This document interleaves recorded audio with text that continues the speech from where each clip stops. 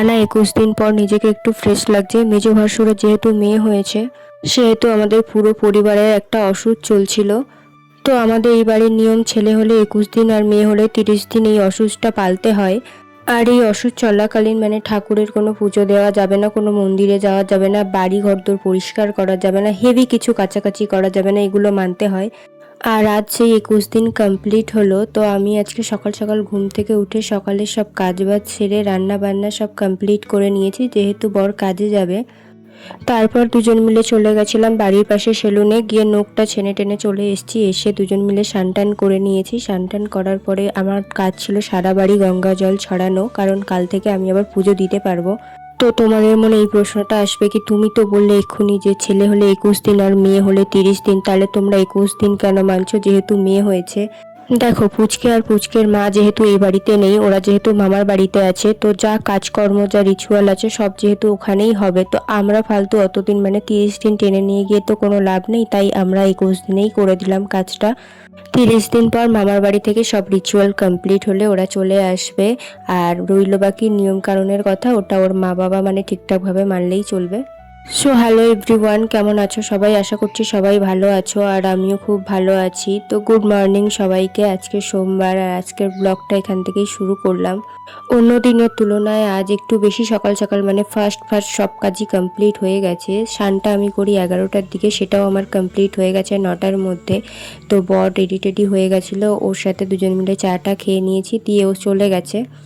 এবার আমাকে তো কিছু একটু হেভি ব্রেকফাস্ট করতে হবে, কারণ আমাদের লাঞ্চ করতে করতে প্রায় 2টো বেজে যায়। তো ততক্ষণ অবধি কিছু না খেয়ে থাকলে আমার অবস্থা খারাপ হয়ে যাবে। তাই এখানে অনেক দিন ভাবলাম সুজির খাওয়া হয় না, তাই সুজি বানিয়ে নিচ্ছিলাম। সুজি অনেকভাবে অনেক কিছু দিয়েও খাওয়া যায়, আবার প্লেনভাবেও খাওয়া যায়। তো আমি এখানে প্লেনভাবেই তৈরি করছিলাম। সুজিটাকে জাস্ট ভেজে নিয়েছি, নিয়ে তার মধ্যে একটু জল দিয়ে ফুটিয়ে নিয়েছি। নামানোর সময় একটু চিনি দিয়ে নিয়েছি হালকা করে, হালকা মিষ্টি। ব্যাস তৈরি হয়ে গেছে আমার সুজি। চলো এবার খেয়ে নিই। ব্রেকফাস্ট তো তৈরি, এবার দুপুরের লাঞ্চের কথা ভাবতে হবে, কারণ সকালে আমি শুধু বর নিয়ে যাওয়ার মতো তরকারি করে দিয়েছিলাম, তো নিয়ে চলে গেছে। এবার আমরা দুপুরে যে লাঞ্চটা করব সেটার জন্য তরকারি আমাকে করতে হবে। তার আগে চলো তোমাদেরকে দেখাই, কাল রাতে বড় ভাসুর কিছু সবজি বাজার করে এনে দিয়েছিল, তো সেগুলো আমি প্লাস্টিক থেকে বের করে রাখারও সময় পাইনি, ওইভাবেই পড়ে আছে।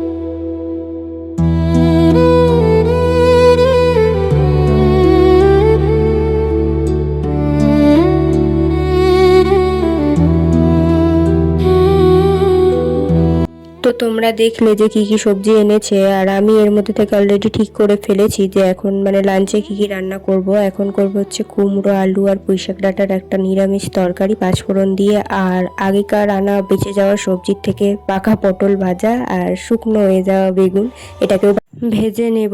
কাল তো বৃষ্টি হয়েছিল, তাও ওয়েদার একটু ঠান্ডা ছিল, বাট আজকে সকাল থেকে এতটাই গরম, গরমের মধ্যে না রান্না করা যাচ্ছে না দাঁড়ানো যাচ্ছে, কোনো কিছুই ভালো লাগছে না। এই যে পরিমাণ গরম, এতে খাবার খাওয়ারও রুচি চলে গেছে, খেতেও ভালো লাগছে না। তো এখানে আমার বেগুন ভাজা পটল ভাজা রেডি, আর তরকারিও হয়ে গেছে। কুমড়ো আলু পুঁইশাক দিয়ে যে তরকারিটা করব বলেছিলাম সেটাও কমপ্লিট।